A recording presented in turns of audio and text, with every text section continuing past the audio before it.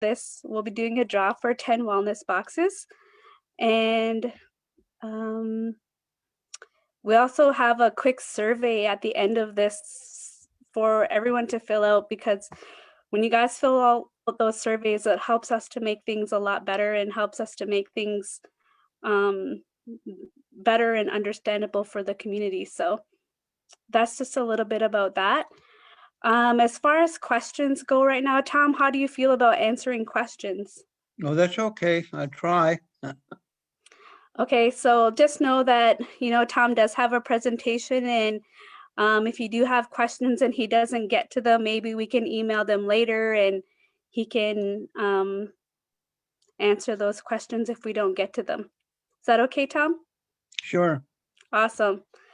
So I'll leave it up to you to introduce yourself, because you know yourself the best. Okay. Well, first of all, I belong to the Bear Clan, and I'm from Akwesasne, the Mohawk country, and my mother is Akwesasne lady, and that's where we were raised. But my father is Robert or Bob Porter, and he's from Oswego, Six Nations. So all the Porter people that live in Six Nations are my real close cousins. Doc Porter and Jesse Porter and all them guys. Those were my grandfather's brothers. So I guess I come from Akwesasne and Six Nations. I mean, yeah. But anyways, I live in Ganat now. It's the old homeland of the Mohawk principal villages before we were forced to move out of our territories. And we returned here in 1993. Up until now, we're still here. My family is still here. And we have about around a little over 400 acres here, right on the Mohawk River. And we have 6 kids, 5 girls and one boy, and a bunch of grandkids, and also a bunch of great grandkids as well. Most of them live in Akwesasne and so on. Everybody's doing good. Um, we were going to discuss different ceremonies, but somebody told me that the people wanted to hear about the Great Law. So I'm going to try and talk about the Great Law somewhat. I was fortunate in my time and in the years past. I knew Roy Buck. Roy Buck used to come to Akwesasne when I was just a kid or a teenager, and he used to come over there and because our different leaders in our lawn house invited him there, and he would come there in the winter time and stay for a few days, and he would talk about the Great Law. That's when I was just a kid, so I remember him talking about it. And then in later years, had the good fortune to meet up with Jake Thomas, the chief, Jake Thomas from the Cayugas over there in Grand River, and I became good friends with him, and him and I used to teach together at Trent University. I was like an apprentice under him at the Trent University, um, and over the years he had asked me that when he recited the Great Law on visions, if I would be a translator from Mohawk to English, and I never really did that before, but I said I would, and so I did that several times, and it was very difficult to do it, but it was fun as well.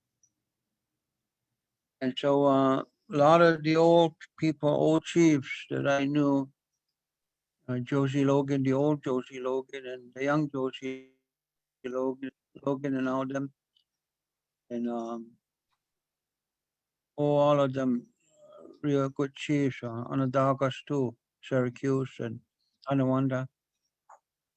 And they were all my friends, and they're all passed on now. So it's kind of lonesome without those old time chiefs and grandmothers too. So I'm going to try to talk about the Great Law in the Mohawk language. They call the Great Law in our language. They call it. It has a couple of names. Uh, one of the names that we call it in our language of the Mohawk is Gayana Saragoa. That means the law, the really great law. It's a real great law. And then the other one is uh, Gayana Regoa. And if you translate that word, Gayana Regoa, the root word is Yoyanare. And Yoyanare means it is good or it is nice. Gayana Regoa. So when you put Goa at the end of it, Goa means it's a big, humongous, big, huge, gigantic, good one, or gigantic, good, nice. And that's the name of our law constitution. It's the great, big, gigantic, nice, or good. And then also uh, the men leaders of that law, the people sometimes refer to them in English as chiefs, the chiefs. But that's kind of a derogatory word, according to my uncle and some of the elders at my longhouse. They said that when you say chiefs, it's kind of degrading in a way to say that because it doesn't really, our law doesn't really mean that. Um, and I asked them, what do they mean when they say it's degrading or it's not really a good word to say chiefs? And my uncle said, well, uh, chief has the connotation of meaning the buck stops here. And that's not at all close to what our leaders are. They don't have that, the sheer mentality or thinking, or the fire chief or the commander in chief, like that. Our way of life doesn't have really nothing to do with that. So when you say chief, that's what he says. It's kind of inferior word. Says our word is luyane, ludiane, the people who are of the good or the people who are of the nice. So if it's the men, ludiane song, it means those men who are good. If it's the women like grandmother leaders, it's goody song. Goody means it's the women and in plural, many of the women that are good. And that's what we call them. And so uh, I guess there's a question of when did the great law begin? Usually, if I have heard people usually say 1,000 years ago, give or take a couple hundred years. That's what I heard Owen Lyons say, and Irv Paulus, and old Jake Thomas, and different ones say that. And I thought that was true too, so I used to say it as well, 1,000 years, give or take a few hundred years.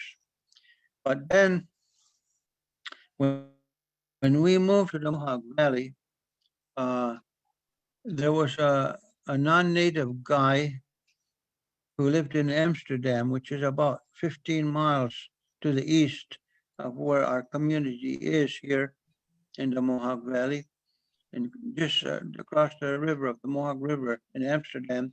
His name was Jan Short. And Jan Short, as far as I know, never married. He was, I think, I've been just a couple of years older than I am. Um, and when we moved here, he used to come here, and he kind of scared our women because he was very pale and he had a grayish green eyes. kind of deep set eyes, and he wouldn't say much. He would just come and stare, sort of like stare at us. If you ask him something, you say yes or no, but he wasn't sociable. Like he only answered quickly and to the point, and so he scared our women. Um, he didn't scare me though, but because the women were scared, I was kind of wondering who he was and what was his intention. So he came every day for a week and 2 weeks, and when we would eat, of course, we would invite him, come on, eat with us, and he would,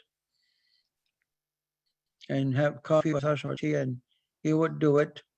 And pretty soon, he started to talk more, and I started to ask him how come he likes to come to visit us, and he told me why.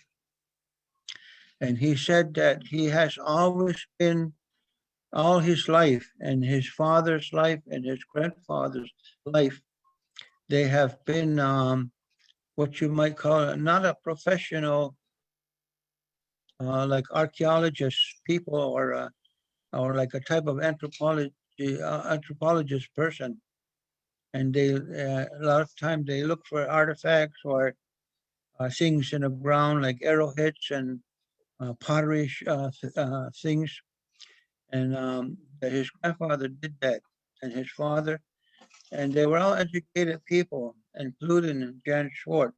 He was a scientist. And so he used to come when I used to talk. People used to come here and I would do lectures for them.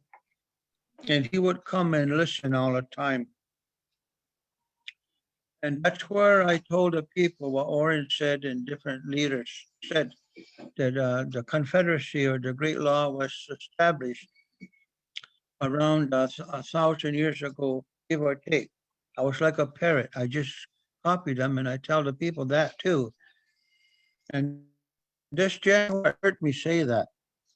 And he says to me, he says, Tom, I think you're doing a disservice to your people and to history when you say that the peacemaker was born around 1,000 years ago. He says, my family have studied the Iroquois people, the Mohawk people in this valley intensely.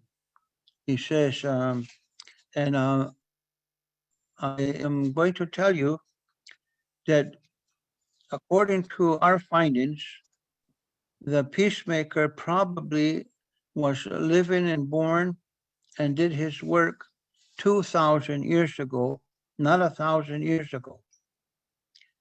He says, because it's my people, the European people, we like, when we talk about you people, we don't credit you. We don't give credit to you. We always detract credibility from you. And so instead of uh, 2,000 years, they would say only 500 years the peacemaker was born.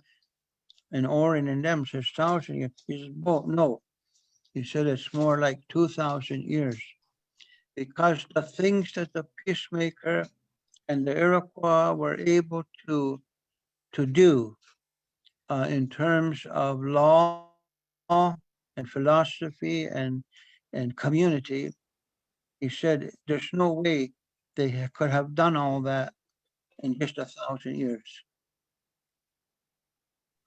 And then what he did is he brought over to me a great big root system of a cedar tree. I still have it too in the front yard here. And he said this tree, when it was a little tree 2,000 years ago, was when the peacemaker rode his canoe on the Mohawk River, passing here, Ganatjualega. This tree was a little baby tree. And if you count the rings on that root, which he said he did, it's 2,000 years old. And he gave me that. He said it comes from the gully just over here in Ganatjualega, the mountain right next to where we live. And It's a stunted because of the cold breeze comes through there every day. I have that roots here. And that's what he told me, 2,000 years. So ever since then, I've been telling everybody the peacemaker was born 2,000 years ago based on Jen Schwartz's word. So it's still probably a matter of debate, maybe, I don't know. But I like it. It sounds good, 2,000 years. That's how long the peacemaker has been born. Anyways, the reason how in the beginning of the world, the Creator gave us our instructions when we were permitted to live on this Mother Earth. And of course, according to Iroquois cosmology or story of our elder people, that originally the Iroquois people, human people, we came from another place somewhere in the sky world, and we call that place in the Mohawk language Galunghiaki. And I think the Senecas and Onondagas and all the Iroquois different languages have the same word, Galunghiaki, that we call that place in the sky. So that's one word that's the same in all the different dialects. And so when our great grandmother came here to begin the human life on this planet from the sky world, that's when the Creator instructed us how we are supposed to live and how we are supposed to behave on this, what we call Earth. Unchaki. And so if you want to know those instructions, all you got to do is listen to the elders when they have a grand council meeting or a regular meeting at any longhouse. They will do a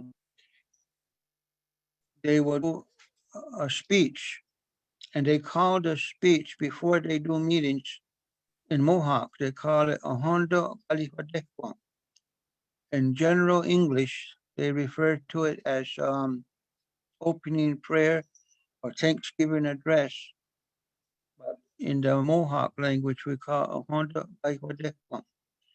And if you dissect the word Ohondo Galifadekwa, it don't mean Thanksgiving address. It don't mean opening prayer.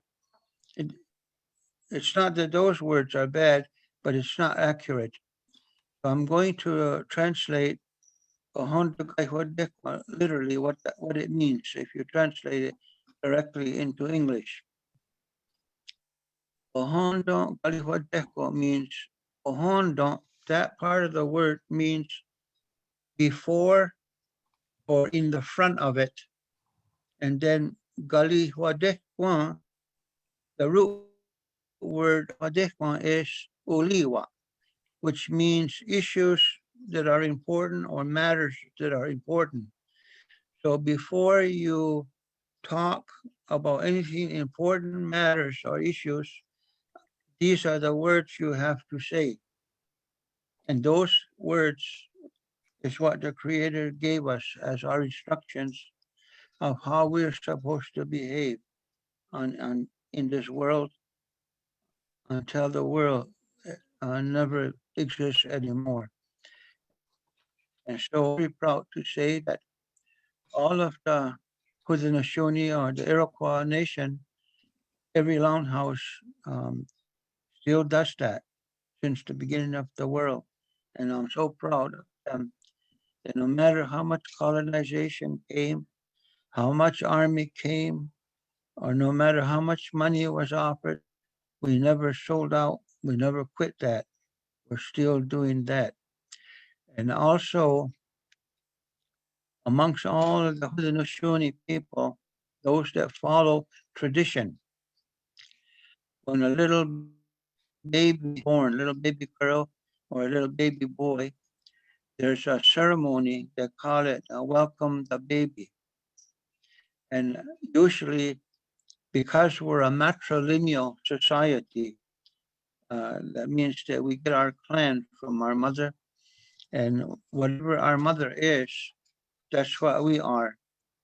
So me, my mother's a Mohawk, so I'm a Mohawk, and that means we're matrilineal. So whenever a baby is going to be born, usually my uncle said the woman's family, her older brother or her uncle, her mother's brother, will come there because she's of that matrilineal line, and he will do that speech, the one they call Ohundegaihwadekwa, and he announces a name that they bestow upon this baby coming from the matrilineal line. 3 times he tells the Mother Earth, he introduces that baby to the Mother Earth, and that they will have a good relationship. Then he talks to the water, and he tells the water 3 times what that baby's Earth name is going to be, so they will have a good relationship as long as that baby will live. Then they talk to the animals, and they tell the animals that baby's name, what it's going to be, what it is, times. Then to the garden, the corn and beans, squash, and everything grows in the garden, to the berry world, to the trees, to the birds, to the wind, to the thunder, to the sun, to the stars.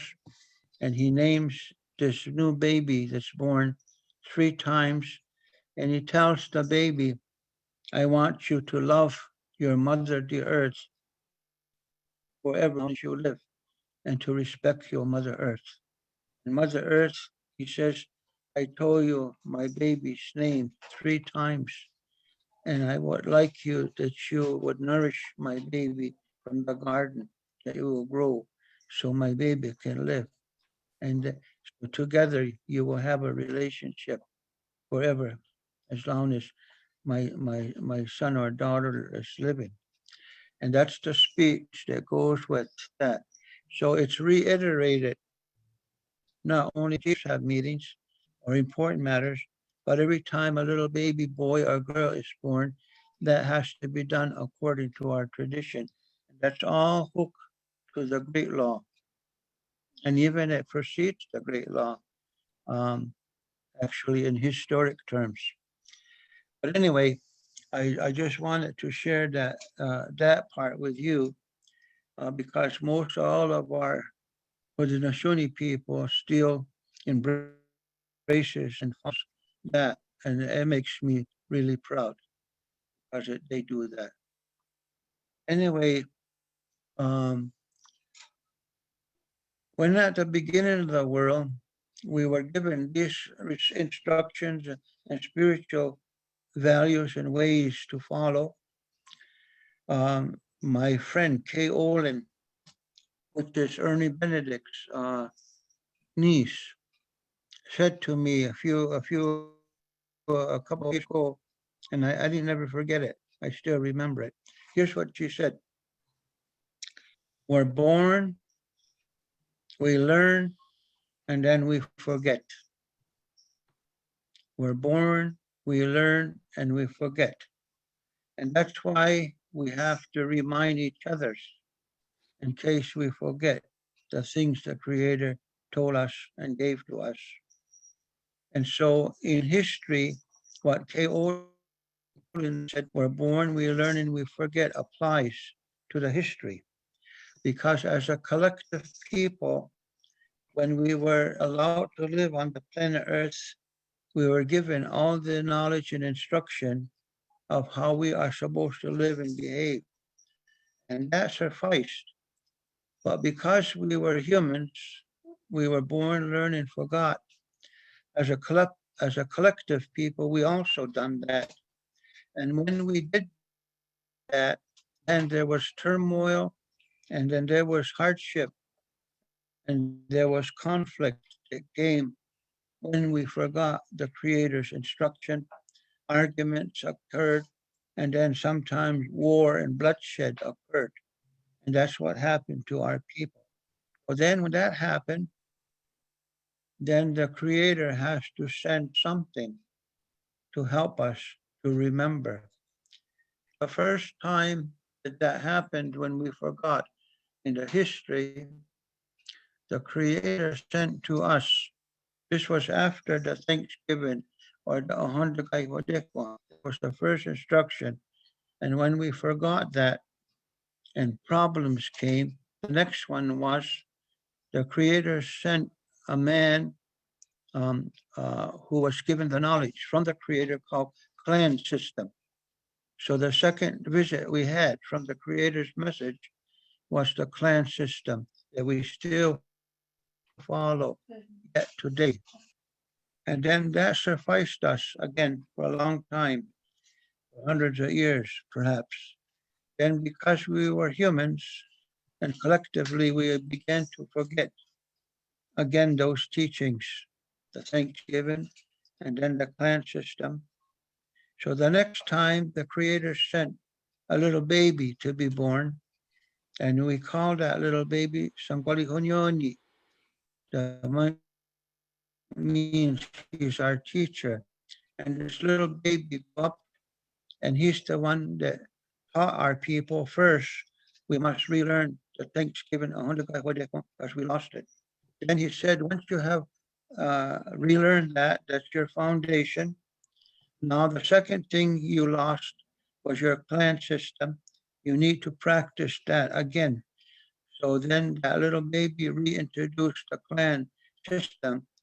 So now he reintroduced that we had lost, which is our foundation. Now he says that we have replaced your instruction, your spirituality, the two things you had forgotten as a people. Now I can deliver the next message from the Creator upon that foundation. And that's the one he said, I give you the 4 sacred rituals. And those 4 sacred rituals he taught all the people of the villages that they will do that, along with the Ohondagai Wadekwa and the clans. Now he gave them the 4 sacred rituals. And those 4 sacred rituals, Ai Nyuriwake, that's how you say it in Mohawk, Ai Nyuriwake. That first one is the Great Feather Dance.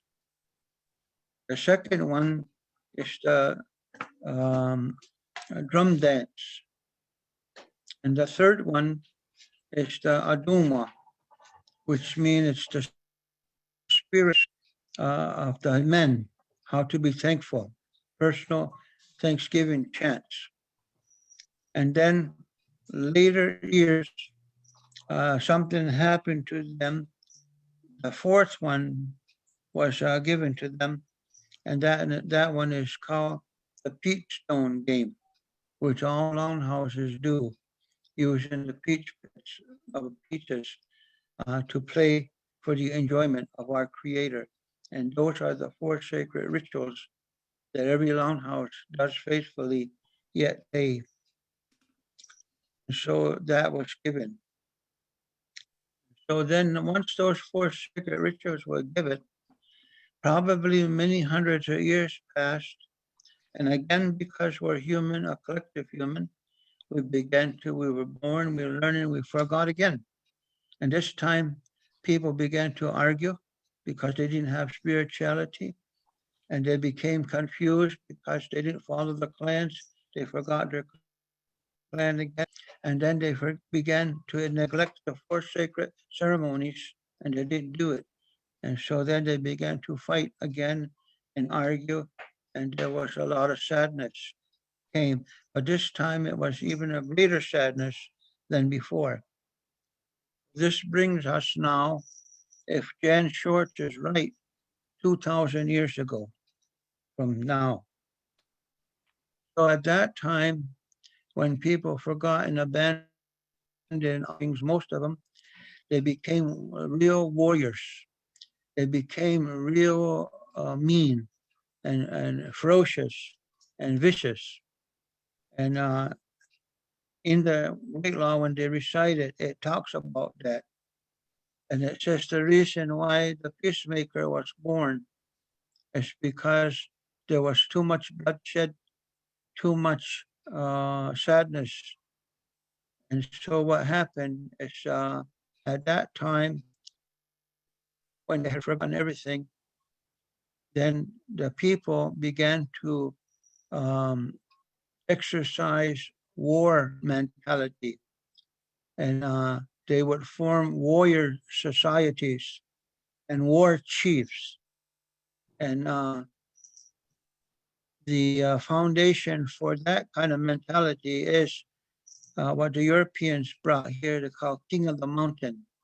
If you ever know how to play that game, you get on top of the hill, and anybody tries to get up there, you can kick them in the face, or you do everything not to let them get up there. And as long as you can stay up there, you're the king of the mountain, and it doesn't matter about anybody else.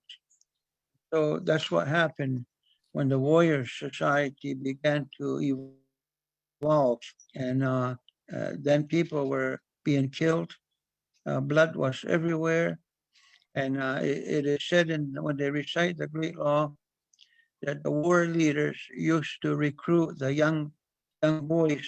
They're not even grown up men yet, and they would recruit them to take them on a war path with them. And then a lot of times when they came home, mothers and aunties didn't see their sons and their nephews because they were somewhere on a war path. And so mothers and aunts were crying because of the loss of their nephews and their sons. And this was in every village. It was rampant. It was epidemic. And so they say that the creeks and the rivers were all red with blood because of all the war and skirmishes that took place. And it was a time of history when there was no hope, and there was nothing to live for to tomorrow. And women were always crying with bloodshot eyes because their sons and nephews wouldn't return from the warpath. So finally, they say the creator looked upon what was happening to the humans. He said, when I let the humans live there on that Mother Earth, I gave them how they're supposed to behave and how they're supposed to treat each other, that they're supposed to have a good mind and be good to each other and helpful to one another. Not to, they're not supposed to be up on each other. They're not supposed to gossip with each other. They're not supposed to character assassinate each other. They're not supposed to kill each other. They're supposed to be kind and compassionate and loving to each others. And so he said, but the humans forgot all their teachings. So what the Creator did that time is he said, well, um, in that day, there was a people in Mohawk. We called them Lunatsaganum. And that's the word. We call them Lunatsaganum.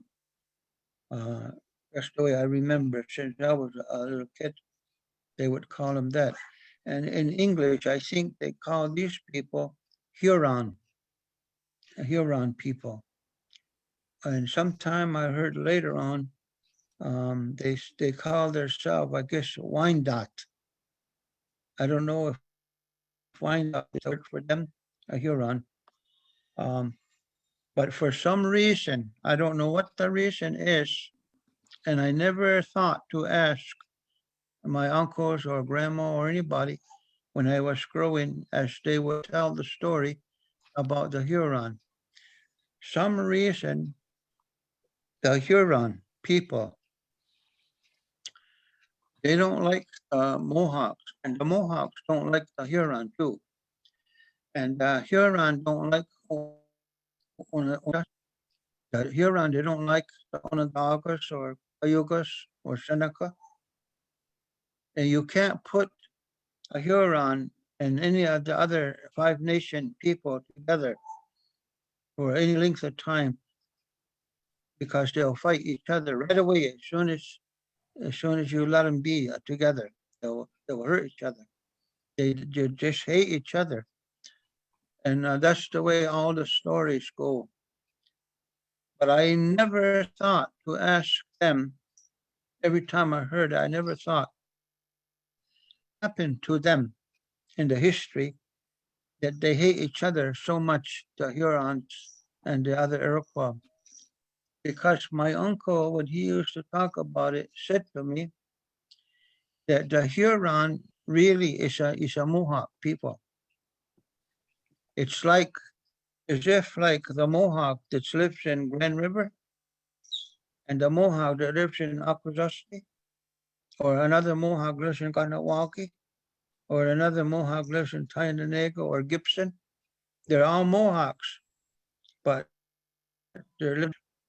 Well, the Huron is also a Mohawk or Onondaga or a Seneca, and when they talk, it's the same language as the Mohawk, and that they can understand us and we understand them because they're one of us. So something happened to them between us and those Hurons, and I don't know what it is. I'm sorry I didn't ask. But anyway, amongst later years, I went to Loretteville in Quebec City because I heard Hurons lives over there. They have a reserve in Quebec City, just outside of Quebec City. And when I went over there, they said that they don't have no more Huron that talks the language, that they're extinct now. And I don't. I think that one person told me when I went there that probably it's been more than 50 years at least, maybe longer, since somebody could speak Huron there. Mostly they talk French and sometimes English, which I was lucky to find. And I said, but they said they're trying to learn Huron again. I said, how are you going to learn Huron if there's nobody talks it? And here's what they told me. They said we have a lot of tapes and written material that comes from Gutnawaki Mohawks, talking Mohawks. And that's what we're using to relearn Huron because Huron and Mohawk is almost the same language. And that's what they're doing. So when they're regaining, they're using our Mohawk language. I didn't know that. Well, anyways, in the Hurons, they used to live next to Kingston, Ontario, the Huron people, before they were removed to Quebec City to Oklahoma. And it is said that even amongst the Huron, they too were plagued by warriors and mistrust and bloodshed. And so this one woman had a daughter, a little girl, and she said, I don't want to raise my daughter amongst all this fighting and uh, killing going on. It's not healthy. It's not a healthy way.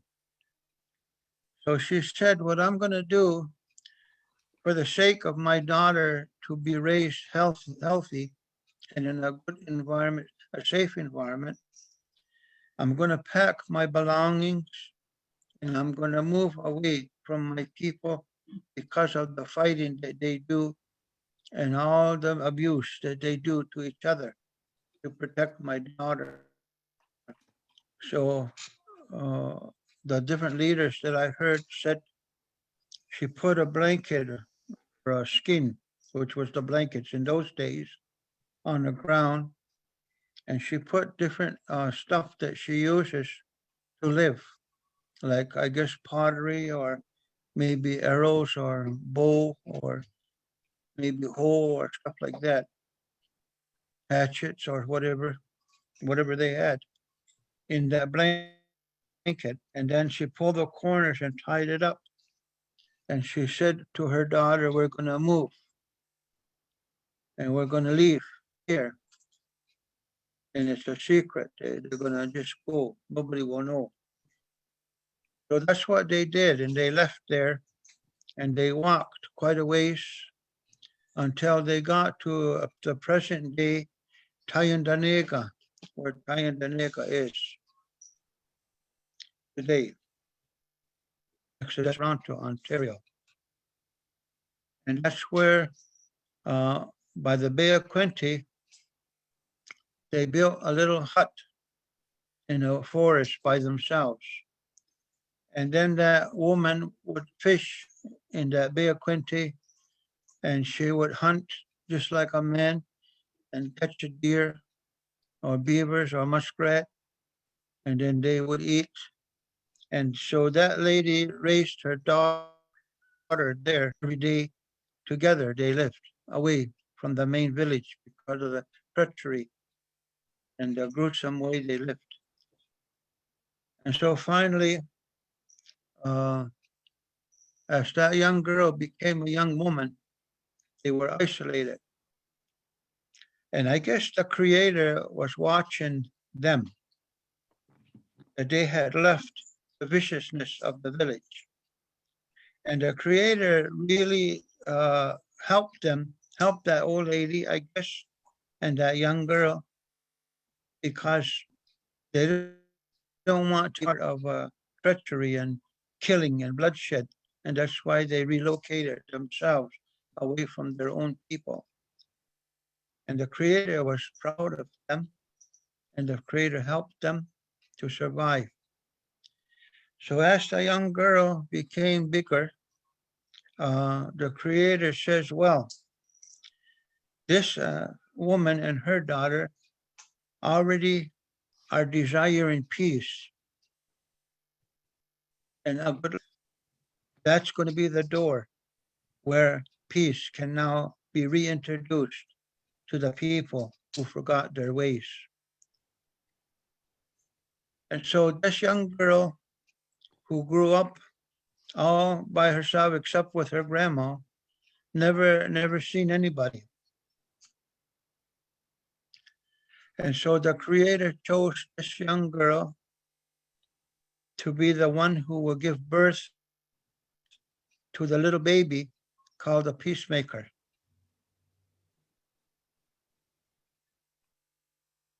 And so the Creator caused this girl to become pregnant so that this baby could be born. And so when this baby and this girl doesn't know no man, she doesn't know nothing about how to be a mother, nothing. And the grandmother doesn't know nothing about it either. The Creator chose this girl to give birth. So after some weeks and months passed, this young girl became bigger in her pregnancy, and she don't even really know why what happened to her, because it was the Creator doing this, causing this to happen. But then finally one time, the mother was watching that girl, and she noticed that her stomach was bulging out. And she said, she looked at her daughter and she says, what happened to you? And they said they pulled her garment and it exposed her belly, that she was pregnant. And so her mother became angry with her. How did you get pregnant? There's no man around here. There's nobody ever around here where we live. So how did you get pregnant? The daughter said she didn't know. And the mother got mad. She said, don't tell me you don't know. Nobody can get pregnant. You don't know. I want to know who's the father. What's his name? The one that made you get pregnant. And the daughter said, Tuka. Daily. That means I don't know and I don't know nobody. And the mother was real angry with her daughter. And the way my uncle says it, and he said that when that happened, the mother who loved her daughter all of a sudden thought her daughter was a liar. And so to me, it reminded me like as if you enter in a bright building or a room, an electric light is on, and all of a sudden you push the switch and it gets dark.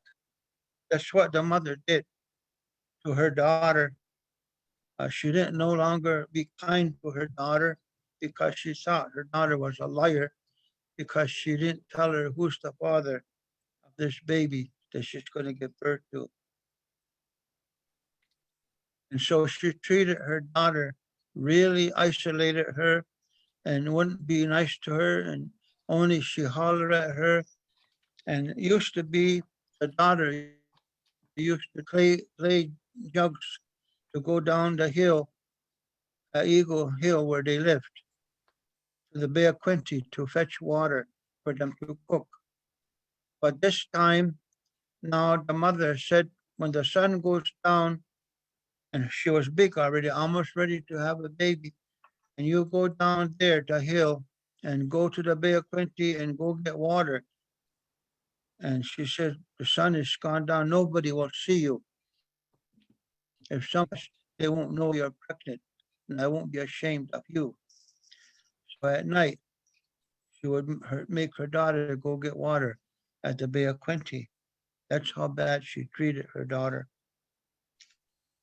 But anyways, you need to tell me right now how long you have, um, how long, how much time frame do you have for me to talk on this computer, uh, so I can measure. Because this story of the peacemaker and the great law, it takes 10 or 11 days, $5 each day to tell it accurately and in detail. So we have to Reader's Digest it. So let me know the time frame, please, then I can continue. I'm gonna say probably till like 5, 2 hours. Can you sum it up in 2 hours? One more hour? Uh, yeah, we can do that because we got a long question, I guess, too. But anyways, so what then happened from there is that the 9 months time uh, came to an end. And so now this little girl is going into labor, but her mother didn't help her. And of course, um, when you're going into labor after 9 months, it's frightening, especially if nobody tells you what to expect. And that's what this mother did to her daughter. She didn't help her in any way. But of course, when you go into labor, even if you don't know nothing, nature's going to take its course anyway, and probably that baby will be born okay, even if you don't know what you're doing, because that's what happens. That woman, the daughter of that woman, began to go into labor. By herself, she managed to give birth to this little baby boy. And they say he was the cutest little baby boy you ever want to see. And I don't know why, um, in my family, when they talk, I never heard anybody else say it. Maybe I better not, because maybe it was just in my family. And they talked about this baby. Uh, I better stick the way the others say it. Anyway, he had a nice black hair, a nice baby. So the mother nursed that baby, and the grandmother won't even look at that baby. She don't want nothing to do with it. Because she said there's got no father, or they don't know who's the father. That be a witchcraft. The father or somebody, some evil is the father to that baby. And so that's why she don't want nothing to do with it.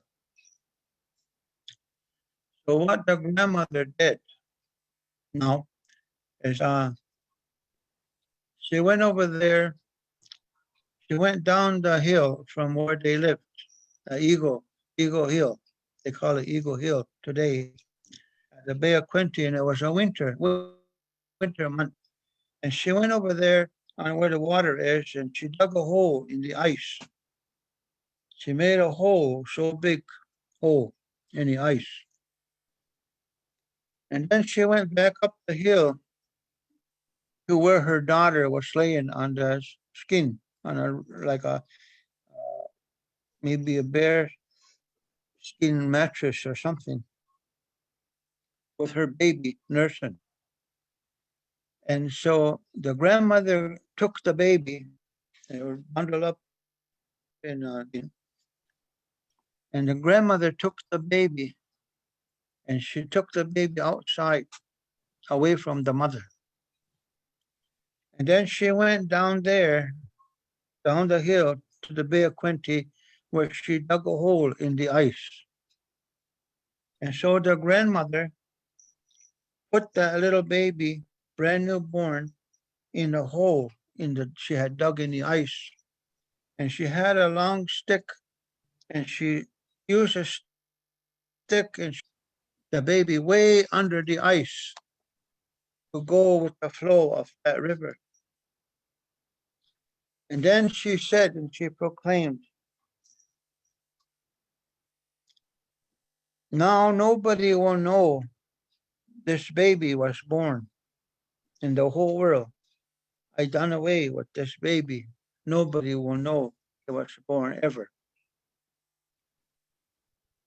It's evil. So from there, she went and climbed back up the hill to the lodge where they lived. And before she entered the lodge, she could hear the whimpering of a baby making noise. And she kind of was shocked because she had just drowned that baby, her grandson. And yet from this house in there, she could hear the whimpering of the baby she just drowned.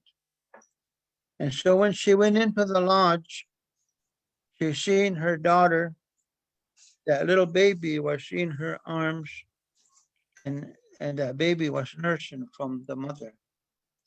And the old grandmother jumped and she looked. She couldn't believe her eyes. That baby is in the mother's arms and nothing wrong. And here she just drowned it. Now she's convinced that that baby is a witchcraft, is from the evil. So she began to make another plan. This time she went into the forest and she began to dig a hole from the frost and go past the frost. And then she dig a hole. And she went back in the house and she took the baby away from her daughter. And she went over there where she dug the hole and she put that brand new little baby grandson of hers in that hole, the grave. And he's living. And she threw the dirt on top of him and buried him alive. Because now nobody will see ever that you were born. And she went back up over there where they lived. And just as she was ready to go into the lodge, she heard the noise that a baby makes from within the lodge. And when she went in the lodge, there her daughter was holding the baby, and the baby was nursing from his mother. And the old lady was shocked again, couldn't believe her eyes. And now she was even more convinced that this evil comes from an evil source, the witchcraft. So she was wondering, what can she do? This baby seems to be very powerful and can't be destroyed. So then she said, well, from the knowledge she knows, she said that even if there's evil witchcraft, that the things that can hurt or stop witchcraft would be a fire. So she went out in the woods and she gathered all the dry twigs and grasses, whatever she could find that was dry. And she piled it all up in a big, big pile. And when it was piled big with dry tinders and stuff, branches, she lit a fire there. And they said when that flames of that fire was dancing so strong, fire, the flame was just dancing. She went in the house where they lived again, and she grabbed that grandson from her mother's arms, her daughter's arms, and she took that baby out in the woods where she made the fire. Put that baby right on top of the fire because she thought if it's a witchcraft, fire can destroy even the strong witchcraft medicine. She put that baby on a fire and the fire began to burn. And she waited until that baby turned into a charcoal like cinders. And she said, there, that's done now. Nobody in the world will know that this baby was ever born. And she went back to the hut where they lived, her and her daughter. And again, before she entered in there, she heard that the sounds of a little baby. And when she entered in there, she seen her daughter laying there with the baby in her arms. Nothing burnt, nothing hurt. And that baby was nursing from his mother. And now that woman, the grandmother, was completely bewildered, completely not knowing what to do next. So she said, I just give up. So that night when the sun was going down, she was going to retire where she sleeps in that lodge. And as she sat on the bed, she had her hands in her like this. Where does this power from this baby come from? That this baby is protected from anything I try to get rid of him, the evil. That's what he is. And she was thinking about it. And she's getting ready to go and rest and lay down. And all of a sudden, she could hear branches, like bushes move. You know, like if a moose were to go through a bush, his horns hits all the bushes and it makes a noise. That's what she heard. And so she looked up from where, when she heard that noise, and standing before her in that lodge was a man. They say this man was a really good looking man, but she never seen this man anywhere before, ever. And this man looked at her and she stared at him. And this man said to her, he says, uh,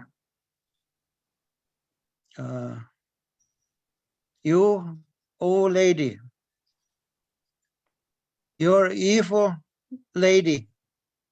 You tried to kill your grandson 3 times.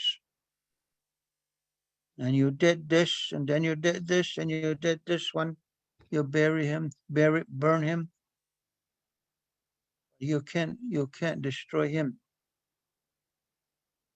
And the reason why you can't get rid of him is because this baby was sent to your daughter by the Creator. And this baby carries a special message. And the message that this baby carries to deliver from the Creator is means peace and tranquility.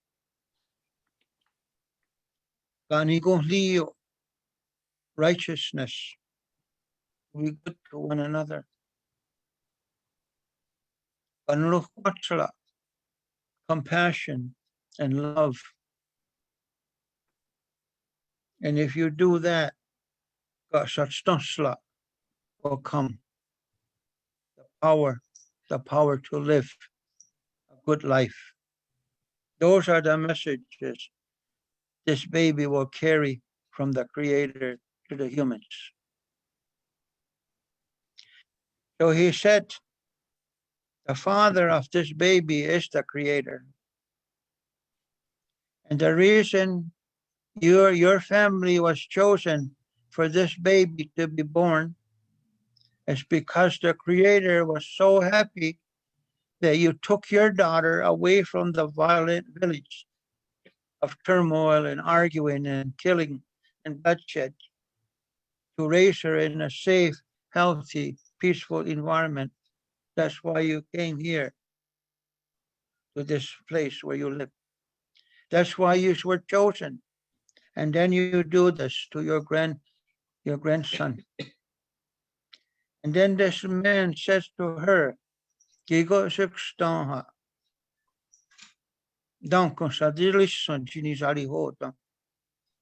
You have to quit the way of your evil way, what you're trying to do to kill your grandson. If you don't stop, then I'll do that to you, I'm trying to do to your grandson." Now he said, "You old lady, what I want you to do, you abandon your daughter when she was pregnant. And those are the times when a woman is pregnant that they need their family the most. They need to be instructed how to get ready to give birth. They need to be comforted and guided and helped. Or you never raise one finger to help your daughter in her pregnancy. You deserted her in her time greatest need of a mother. That's what you did. You broke your daughter's heart over and over. Your daughter is sad. But what I want you to do, you old lady, I want you to go over there where your daughter is laying with her baby. And I want you to tell her that you're sorry what you did to her. And I want you to tell her that you know that this baby was sent by the Creator to carry the message of peace and righteousness and compassion and power, the strength to live. I want you to ask for forgiveness from your daughter. And then when you finish that, I want you to also apologize to your grandson that you tried to take his life 3 times. And I want you to pledge to your daughter and your grandson that you will never hurt them ever again, but you will be there by their side to do everything that they may live, and that your grandson will be given the power and the nourishment from you, that those messages the Creator sent will be delivered to the people. And then he disappeared into thin air. And for Iroquois people to say you're sorry is not a light thing. It's not a light thing at all. For the Haudenosaunee people, its head is just like a diamond, harder than rock. So this woman is an Iroquois, she's a Haudenosaunee. He wants her to go apologize. That's one of the hardest things to do. So she sat there on her little cot or bed, and she says, Taga disha wada ko aska dagihna. Keni ko na saluni kaya tanriya darea. That means I have to fix things between my daughter and my grandson. And I don't have the power to do that. And I know I have to do it. So my Creator, I ask you to help me that I can do this.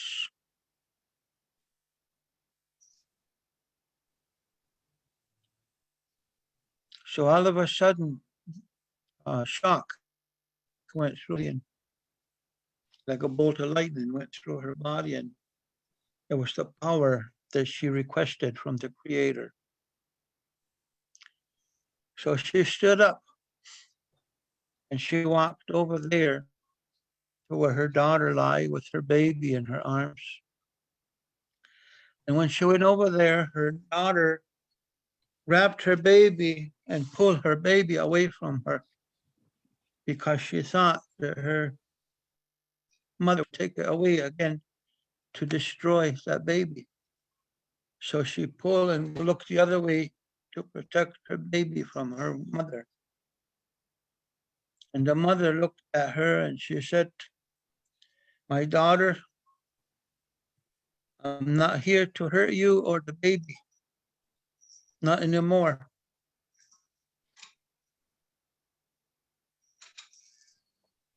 But I came to tell you that I was wrong when I tried to hurt your baby or my grandson. I didn't know where he came from. I didn't know who his father was. I thought he was evil.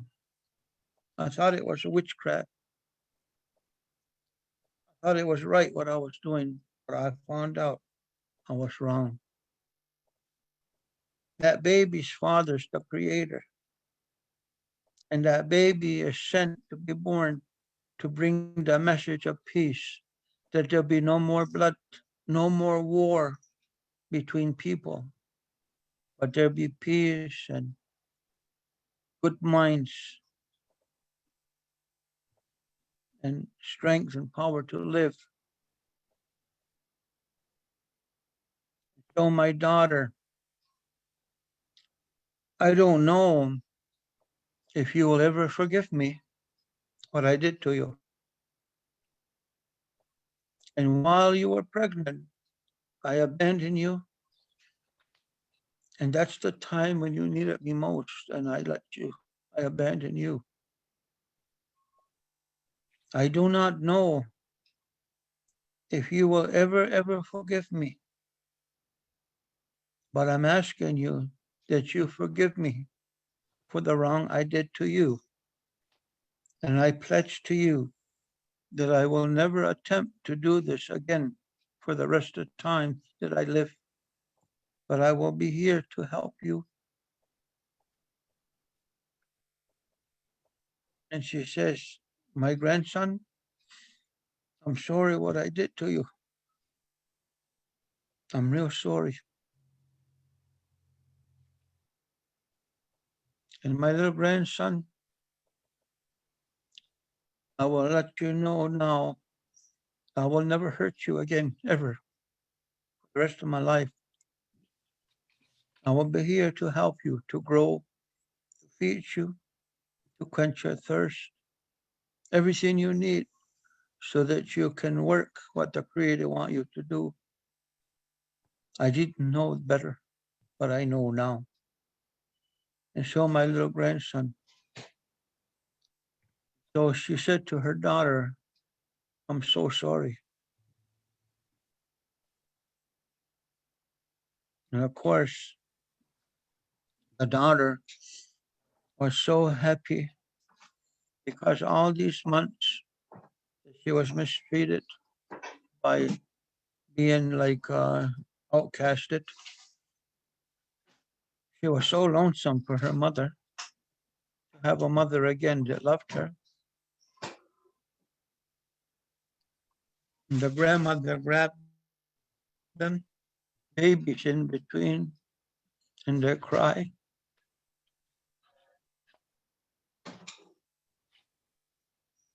And they fixed it up.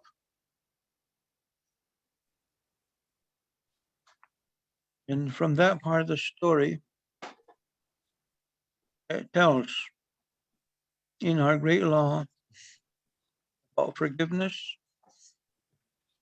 how you can make mistakes, but if you truly ask for forgiveness, that can happen and it can get better again.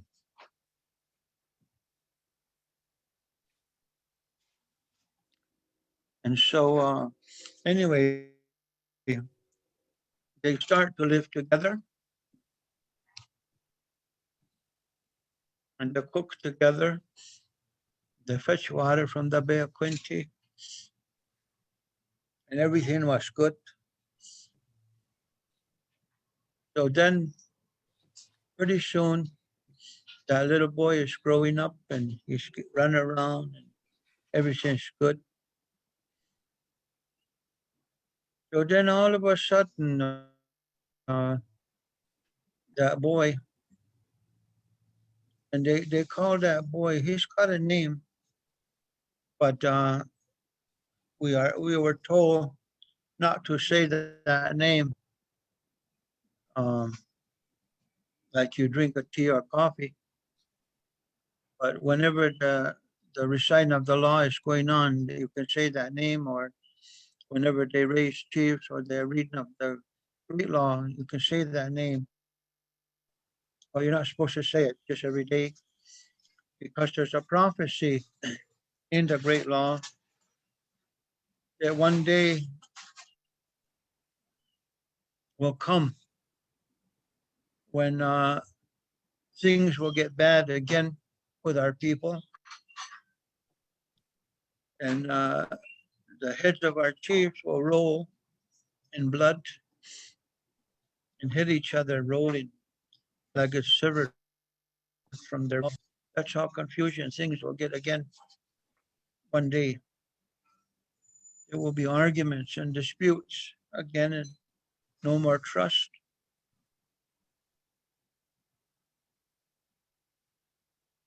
And when everything seems hopeless, that there will be no hope, that you can't unite it anymore. The peacemaker said when he left,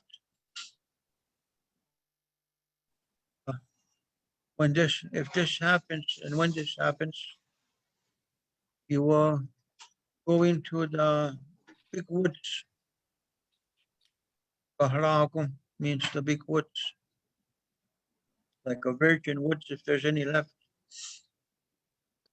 And some of our elders, the way they told us, is a little boy. They used to say a little boy who was fluent in the language. You will go in the woods, even if there's 3 of you left, and you will make a fire and you will cry my name 3 times, the peacemaker's name. You will cry my name 3 times, and I will come back. It's like Beetlejuice. That's a prophecy. And that's why our grandmother and our different uncle and different ones told us not to say his name every day or just casually, only at the proper times. I think in English they call that to cry wolf. I don't know if that's right or not, but I heard that. I think that's because that day comes in the end when things comes hopeless, and we go into the woods to cry his name 3 times, he will come back. But if we say his name every day, all the time, like it's casual, then when that time of real need comes, he won't know it's for real. because we said it too many times. That's the reason why they say don't say the name except when you're teaching your kids, your young people. Well, anyways, that's towards the end of the law, that part. Anyway, but I just wanted just to know why we don't say the name. I don't want to say it unless it was a real recital. Uh, maybe if people want to take a break a little bit right now. I don't know how long we've been going so far, but maybe you want to take a break. Okay, what kind of break do you want to take? How long? Well, John is over there waiting. Well, you should go visit Josh John. is maybe a cup of tea or something, maybe 10 minutes or so. Okay, 10 minutes. Is everyone okay? Does everyone know how to work the react button on Facebook or on their Zooms? If 10 minutes is okay, just give a thumbs up. Mm. Okay, 10 minutes. Okay, Yeah. yeah.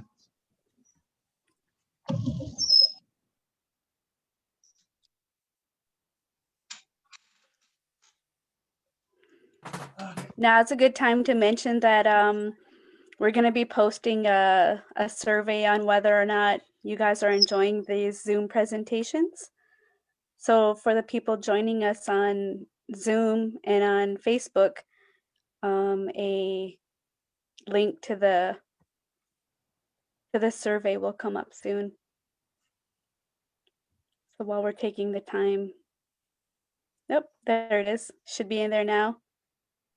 So if you don't have to go visit John, you can fill out the survey.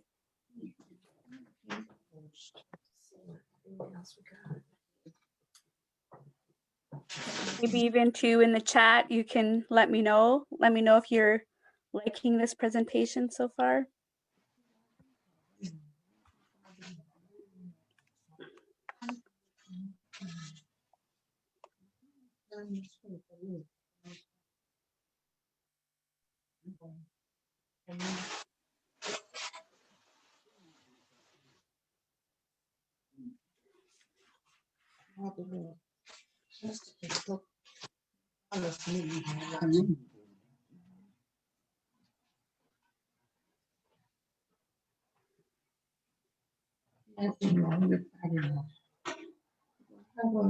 Or Chinese food leave tonight.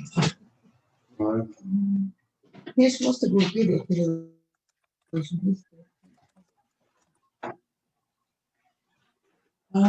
You have to drink in orange juice or something, no more soda.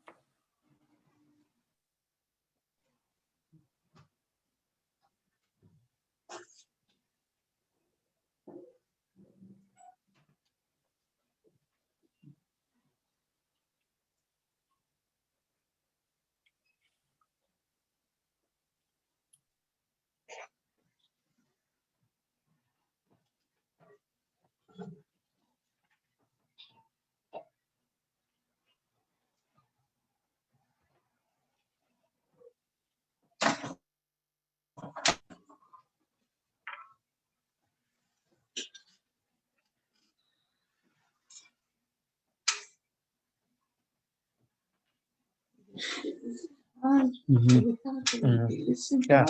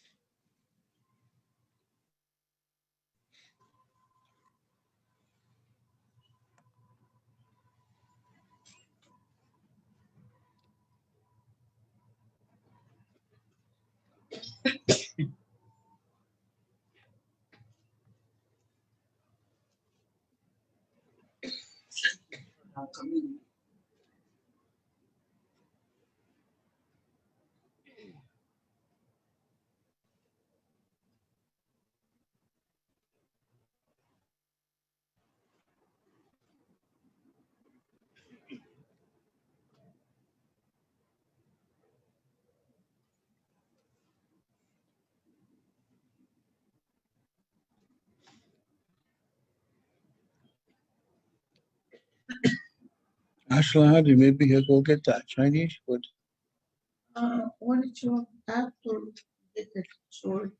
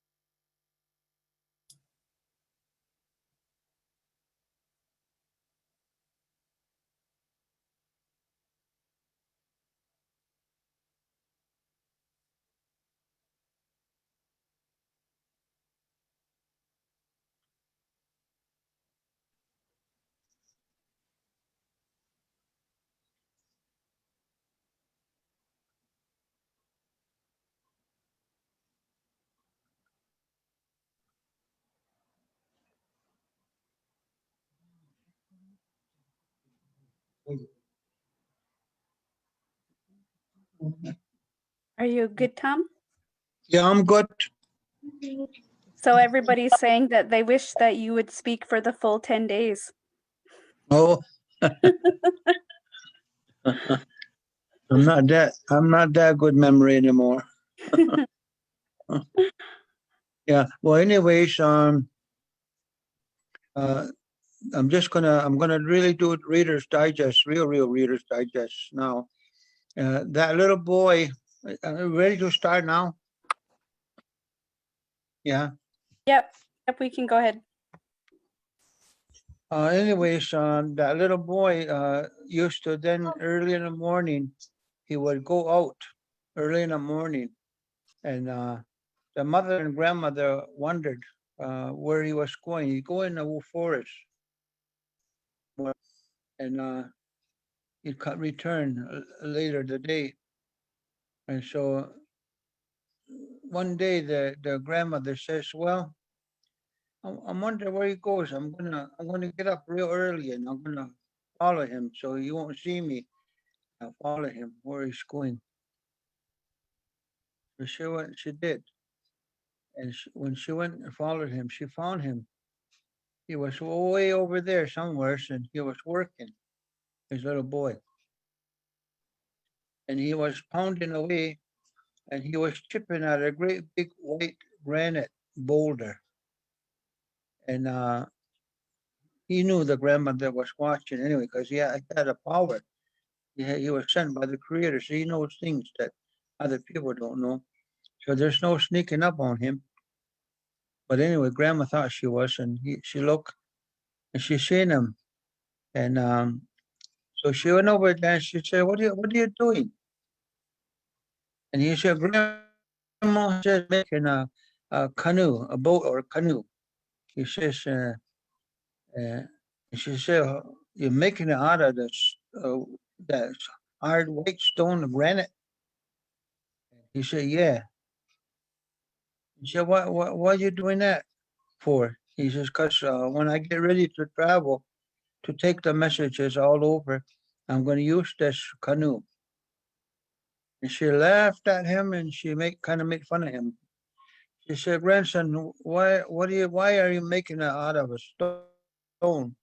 If you make a canoe out of stone, that canoe is going to go right to the bottom of the water because it's a stone. You want to make it out of an elm tree or a birch bark or something like that, so it will float." He said, "No, Grandma, creator tell me I have to make it out of this. Oh, she said, well, when we're ready to use that canoe, I'm going to laugh at you because you're going to go under the water. Oh, okay, he said. So he continued, she went down, told the mother what he was doing. So he was working at that for the longest time, for many years, I guess, making that canoe out of stone. And hold on a minute, I'll show you.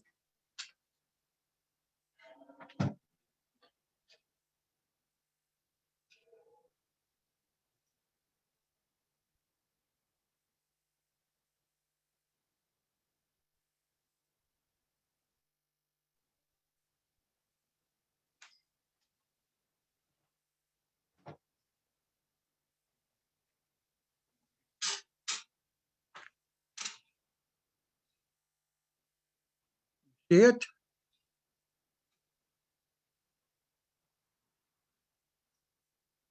It's made out of the white stone. It's very nice. It's a replica miniature, but it's heavy, and it was made uh, um, from I think on a stone carver. One of the grandmothers hired him to do that and give it to me, and I wanted to show you that. But it's the same like the real one the peacemaker was making. So after many years of doing that, finally he told his grandmother, he says, I'm finished. I finished that canoe. And by this time now, he's around 14 or 15 years old, but he was a young man. But they say that even though he was young, like only 13 or 14, he was already physically the form of man. And so he told his grandmother, he says, now, he says, I'm ready to travel. I'm going to leave to do my work, bring the message of peace and tranquility and all that all over the place to stop bloodshed. Tomorrow morning, he said, I'm going to do it. So they asked him if his grandma and them, if they can help him to move the canoe to the Bay of Quinte. So they used poles and they put it under there, I guess, and used it to roll it over there. And they put it in the water. And the grandma was waiting to see it's going to go right to the bottom of the water because she had told him that when he was making it. And so he had a paddle too, testing it out, I guess. And he got in there and every time he goes like that, one stroke with his canoe paddle, that canoe would take off. I mean, like powerful, because he was a special person. And so he said, I'm going to believe in. So they had a meeting there. And he said to his grandma and his mother, he said, I don't know what's going to happen to me now that I leave. I don't know if I'll be back here or if ever come back or not, or if I'll make it or not make it. I don't know. He said, but grandma and my mother, he said, if you ever wonder what happened to me if I don't come back, just go over there, he said, to that big tree and make a cut or a scratch on that tree. And if sap comes out of there, you know I'm okay. Everything's okay. But if you go over there and you scratch or cut that tree and human blood comes out, then you know I was not successful. That's what he told them. Anyways, he did leave. Now, I used to hear from my uncle. Now, I don't know if my uncle passed away now quite some years ago, but I don't know if it's true what he said, but here's what he told me. I'll share with you. He said when he left the Bay of Quinte, now the Bay of Quinte, that's over there by Kingston, Ontario, where Tyendinaga is right now. It's on the reserve. And when he left there, when he got on his canoe, when a canoe goes on the water, it makes like a V, a ripples where the canoe went. He said his old people told him about the peacemaker journey. And my uncle said, if you prepare yourself spiritually and physically, you can go to the Bay of Quinte, where the Eagle Hill is, where the peacemaker was born, and where he left.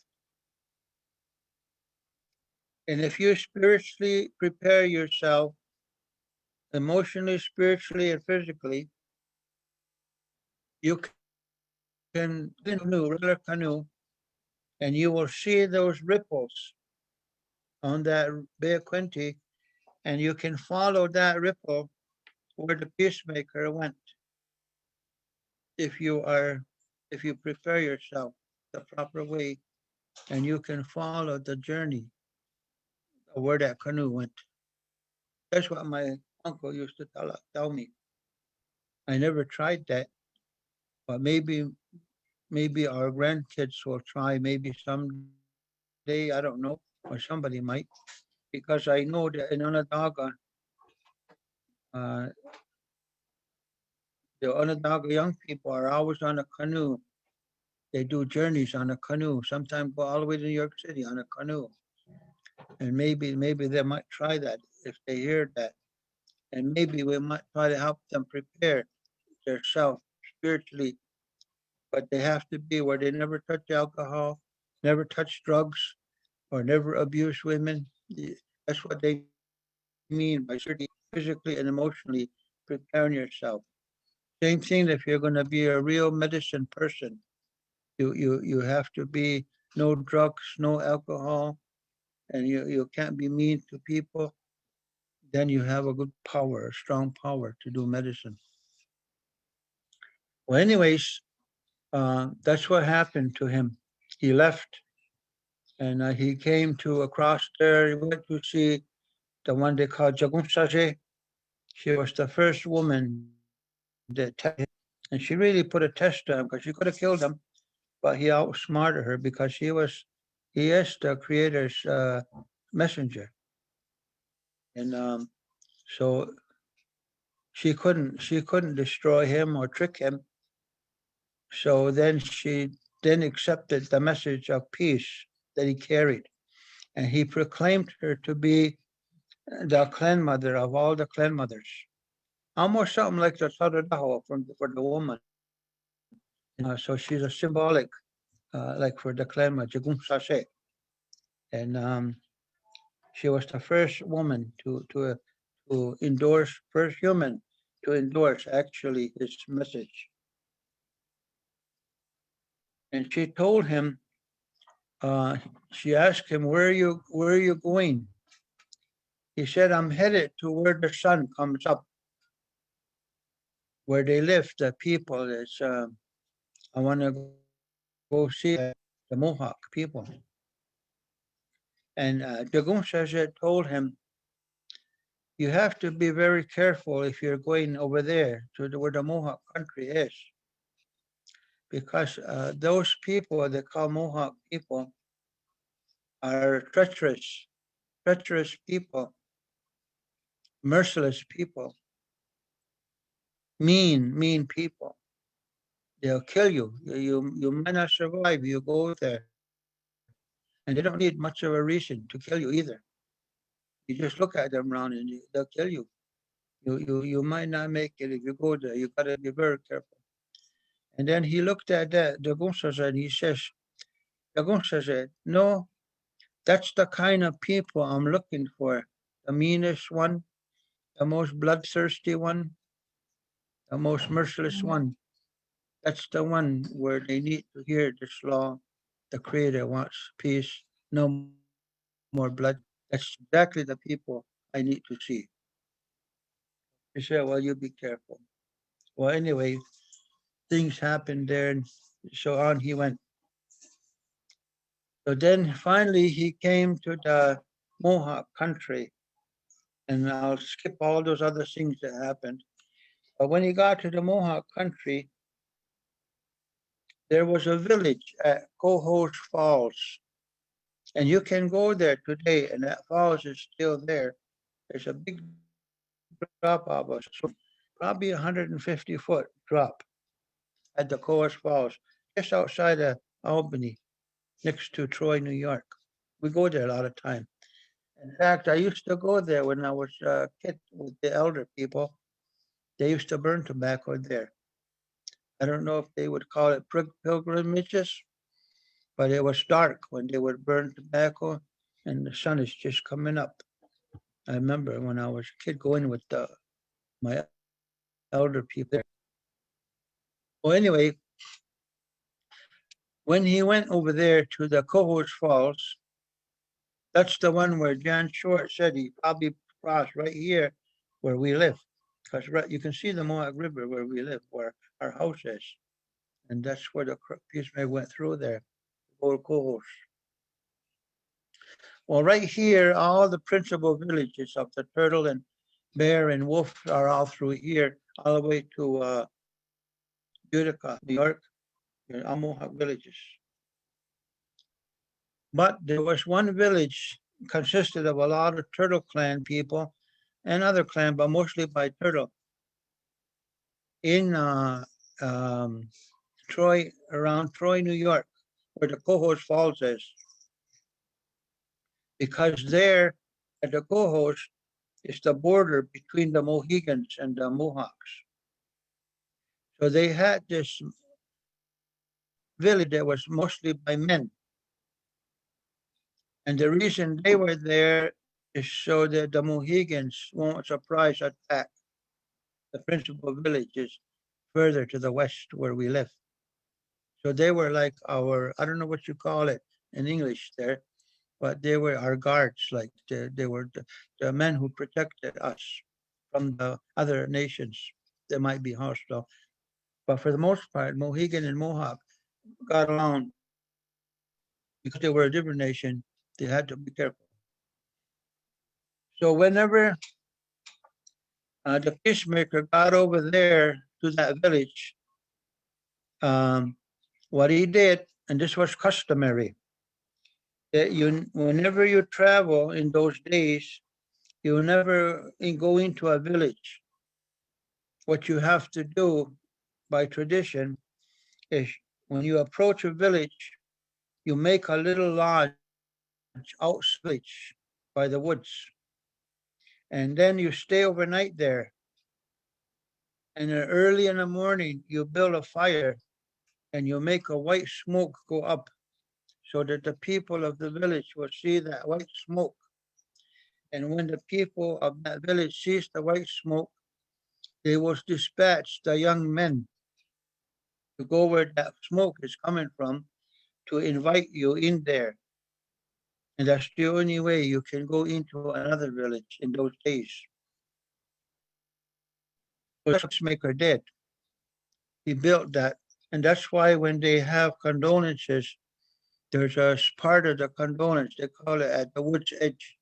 When they raise chiefs, they still do that. It comes from that time. So when the peacemaker was invited to go over there, the head warrior, and for a head warrior, they were cannibals. They actually ate other humans when they became war chiefs. That was part of their initiations or whatever. They were very fierce. So they brought him to the head war chief and they asked him, who are you and where you come from? Talking to the peacemaker. And the peacemaker said, I come from the West and my grandmother's name is this, and this is where I come from. And I'm sent here by the Creator to deliver a message. And the Mohawks were bloodthirsty and looked at him when they said he was sent by the Creator to deliver a message of peace and all that. They laughed at him and they really made fun of him. They said, what do you mean you're from the Creator? I've never heard of such a ridiculous thing to say that. And they didn't believe him. He says, no, it's the truth. He says, but I knew you weren't going to believe me because I know about you Mohawk people. So, in order that you will listen to me, he said, you see where that falls is, the co-host, and that village was right at the edge of the falls. I know the exact spot myself, but we used to go there a lot.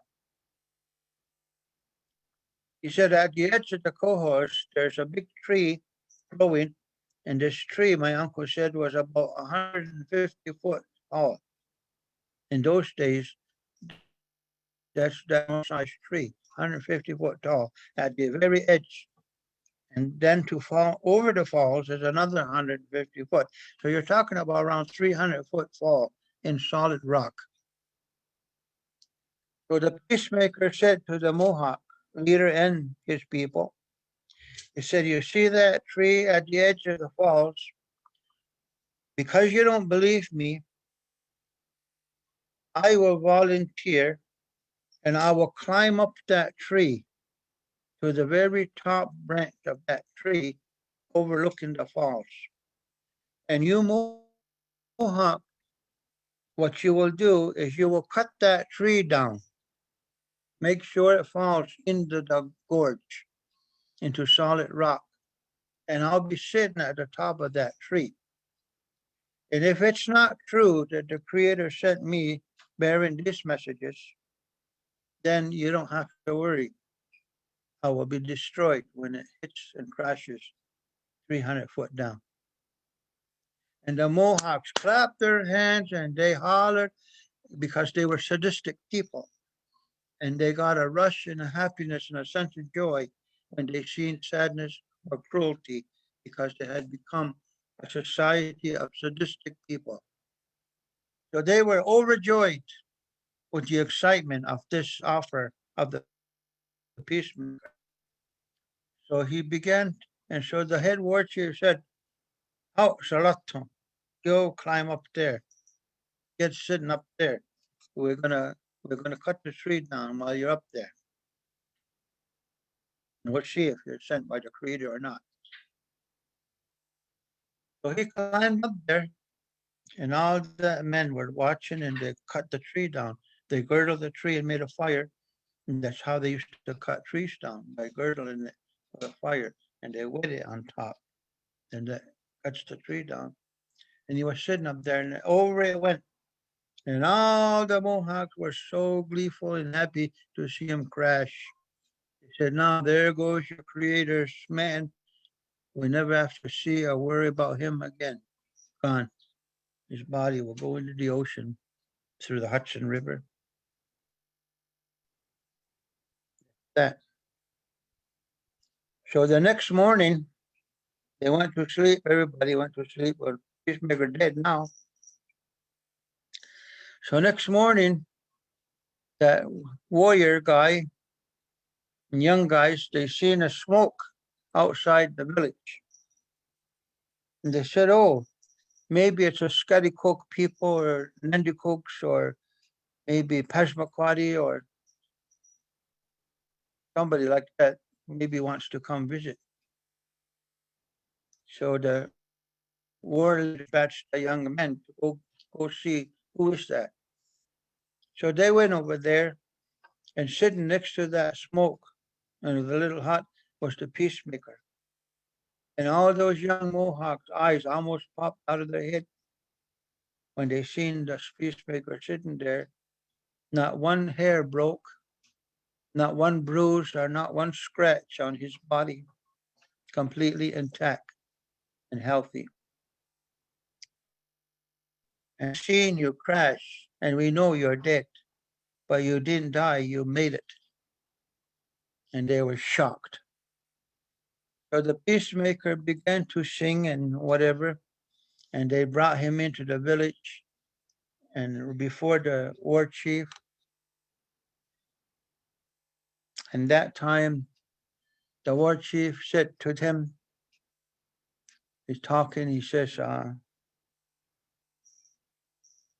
now we've seen with our own eyes, when we cut that tree down, you went over, and we thought we don't have to worry, they're gone forever, dead.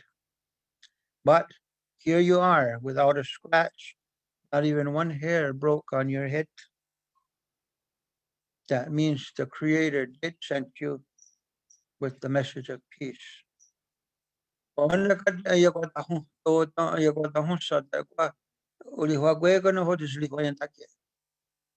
That means we will make our ears stand up like a rabbit. So we were ready to listen to every word that you have to tell us, a message from the Creator. We listen and we are ready to embrace those messages. And that's where the Mohawks, who were one of the cruelest people on the face of the earth, that's what happened for them to be convinced to embrace that message of peace.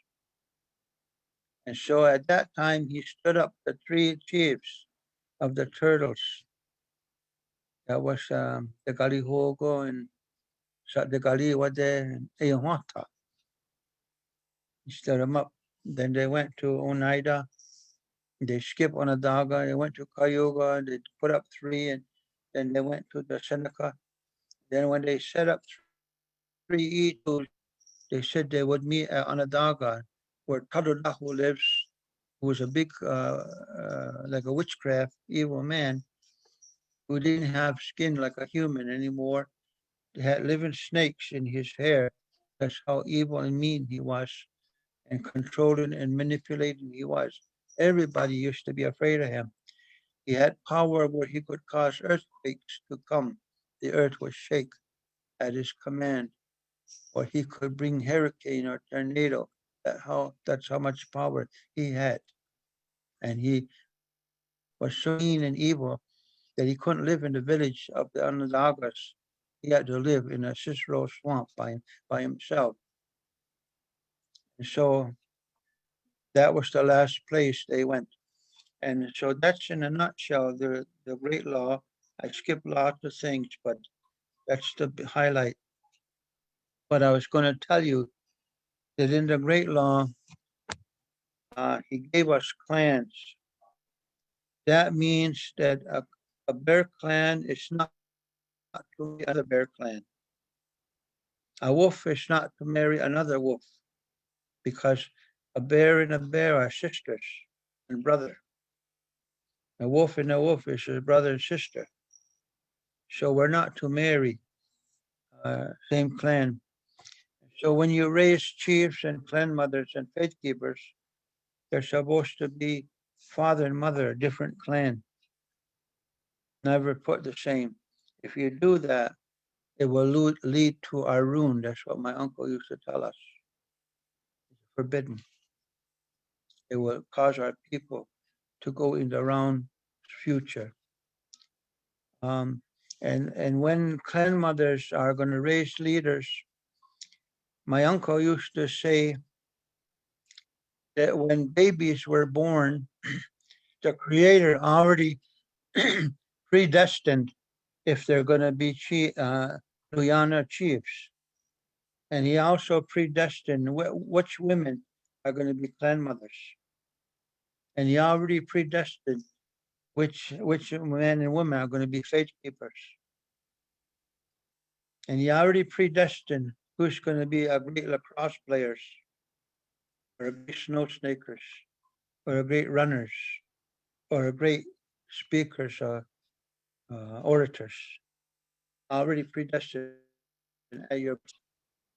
And within the great law, it describes what chiefs are and their qualifications, clan-wise, spiritual-wise, emotional-wise, and physical-wise.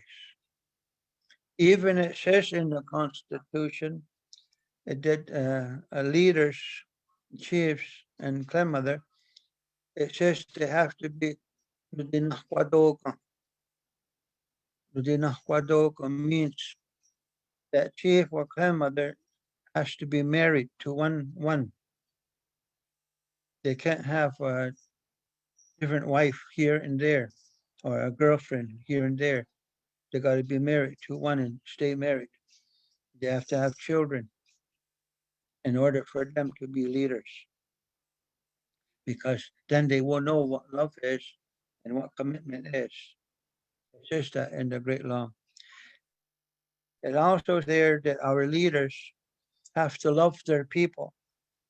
They have to communicate with their people. They have to have compassion for their people. So clan mothers and chiefs and faith keepers are compassionate, loving people. And you never have to be afraid to see them. Whenever you see them, you're comfortable. You like to talk to them because they're loving people.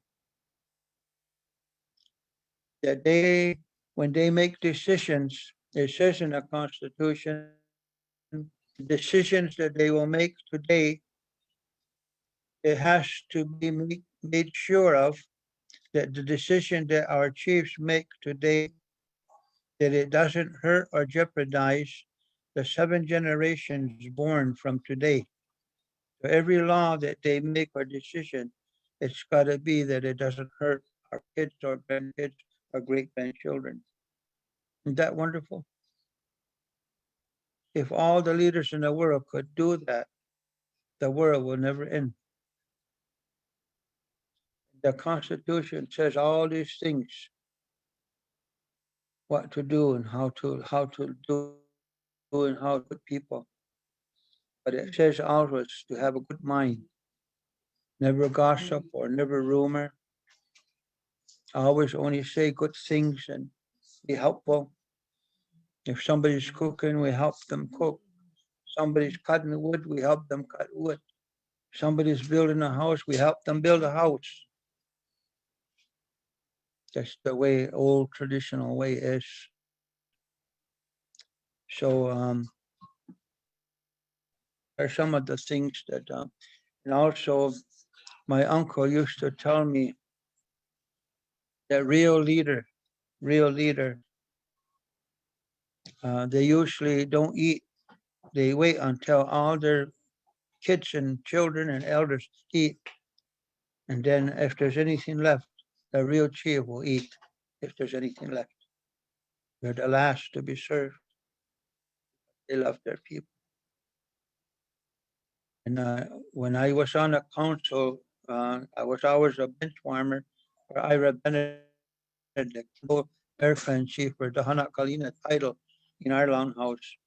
And he became deaf. And in the Constitution, it said that if a Kando chief should become deaf or physically impaired, either through being crippled or can't walk or can't hear, can't see, and they can't sit in a council, they'll always be the chief until their death, but their sub-leader has to take over for them.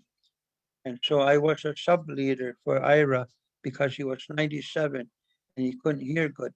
So I used to, for about 25 years, attend council for him. And when I was on the council, because my uncle had taught me all these things, whenever we had ceremonies, I never go to eat until the line is out. But no matter what happened, my son, I only have one son, he would always bring food to me. He would never let me get hungry. And if my son wasn't there for some reason, grandmothers would bring dish over for me, even though they won't let me wait. So because I love my people, the young love me too, and the clan mothers too. But the Constitution and the real leader and real clan mother are the people loves them, and they love us. So maybe that should be enough because I think it's getting almost to 5 o'clock. We have 4 more minutes. So maybe just open up if anybody has questions. But this is really a Reader's Digest form of the law. And sometime when I talk about it, I get emotional because it becomes alive in my, when I tell it, it wants to come alive again. But that's the way the law is. It's real. So now I want you to thank you. You listened to me a little bit today. Turn it back to you. To questions. I'll try to answer them.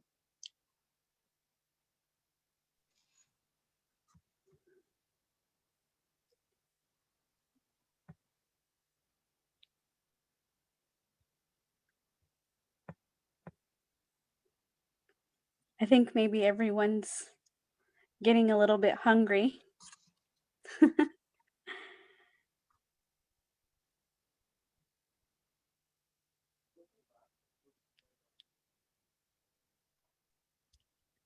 I think I would just like to say Nyawa Goa. Oh, hold on. I have a question if I can. It's Audrey. Go ahead, Audrey. Sego Tom, Audrey Paulus Bombery. Sego. Uh-huh. My question is, what does adding to the rafters mean? And when is it used? To the rafters. If something from day to day as we live into the future, if there's something that's bothering the people, and then the leaders and the people comes together, and there's nothing in the law before that addresses it, and everybody agrees, then they make a new part of the law, and that's why it becomes added on to the rafter. That's if something should occur because of modern time, then everybody has to. But they say, so that oneness of mind, everybody's got to agree to that adding of that rafter. That's the way I understand it. Now, Tom. Mhm. I think Catherine, did you have a question?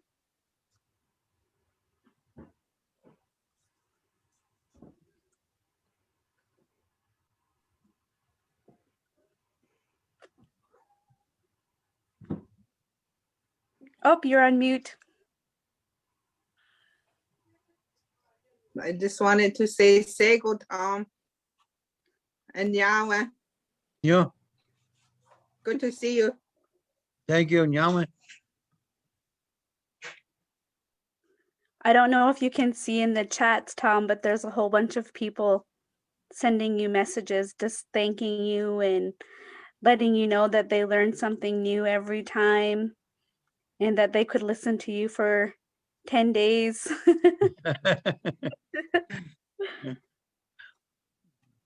So I think, Could I add something on there?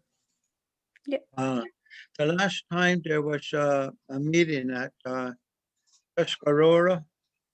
I think it was it 2 or 3 years ago now? The last recital of the Great Law was in Tuscarora, and usually those and after the meeting is over, they ask if anybody had a dream or something, and this last one, I did have a message too, and let me share this message with you. It said to tell all the men folks this. It says that what I seen was, did you ever see a picture of the historic picture of the Lakota man laying in the snow? He's trying to sit up, but he was froze to death from being attacked by the American army. I don't know if they call him Bigfoot or Chief Bigfoot or something like that. It was a Lakota. The Trail of Anyway, Tears. no, it was somewhere in Battle of the Little Bighorn or something out there. Mm. But anyway, I never forgot that picture. I seen it when I was a kid in the book.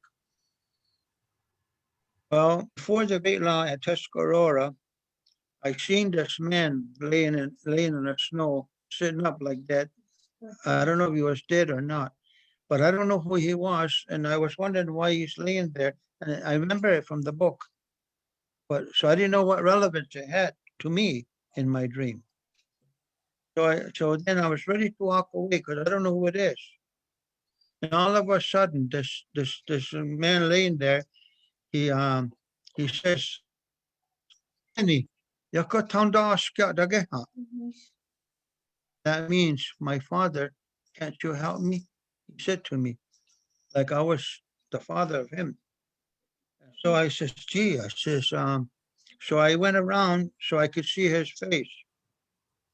And when I went around to see his face, you know who that was? That was my very own son laying there, his face. And he's the one calm. He said, "Oh, my father, why can't you help me?" And then, but my son never touched alcohol in his life. He never touched the drugs either. So why him? So later that voice told me, it's not really your son. We put your son's face so that you would take notice. And I was kind of relieved. But then it says to tell the people at the Tuscarora, which they forgot to ask, when you talk to them about a dream, tell every father and every uncle that when they leave Tuscarora to go back to Mohawk or Onondaga or Cayucas or Seneca or back to their homes, to tell their sons and nephews, just tap them on the shoulder and tell them, say, "My son or my nephew, can we just talk?" And hug them, hold them on their shoulder, and say to them, "I don't know nothing about drugs or alcohol or drugs. What does it do? How does it work? Or how do you fix it? Can it be fixed?" Tell them right away, you don't know. But my son or my nephew, I'm your uncle or I'm your father. Talk about this together, even though I don't know, maybe together we can deal with it and to protect everybody, my sons and nephew. And that's the end of it. That was the message for every man to talk to their son and their nephews in case they need help. And if you don't know, just tell them you don't know. Together we will find out and we will do what we got to do.